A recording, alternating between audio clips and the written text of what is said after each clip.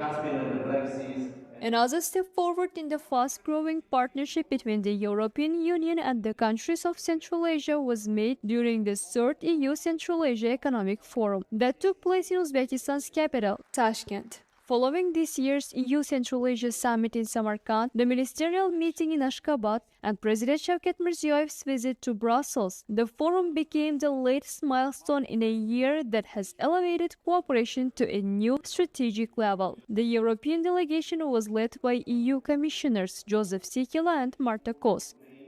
This event is a precondition for the success of both Europe here in the region, for Central Asia, for more business with Europe, and for both basically joint projects which will on one side help to create a sustainable future, to create jobs, to create value chains and more wealth in the region of Central Asia, and on other side to increase the economic security and resilience for Europe. Among the forum's key deliverables were the Data for CRMA Geodata program, the Secure and Grow CRMA initiatives, the Aral Sea Afforestation project, and renewal support for the long-running BOMCA and CADAP programs, strengthening border management and efforts to combat drug trafficking across the region.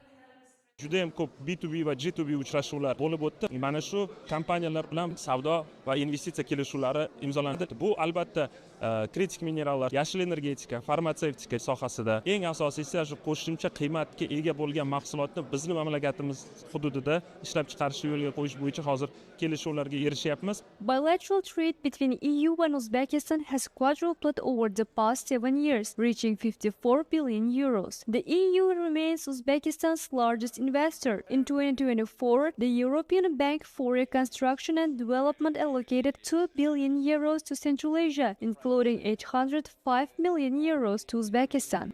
Our activity in Uzbekistan is really determined by a strategy which hinges really on our engagement in the private sector in particular. But actually there are three pillars to that. There is decarbonization, so green transition, private sector development with a strong focus on inclusion and creation of jobs, and economic governance. EU and Central Asia Economic Partnership stands at a pivotal juncture, from the discussions on strengthening regional connectivity to exploring sustainable investment opportunities. It's evident that both regions have an incredible opportunity to shape the future of trade, innovation and development. Sarnaz Rahmankulova, Euronews, Tashkent.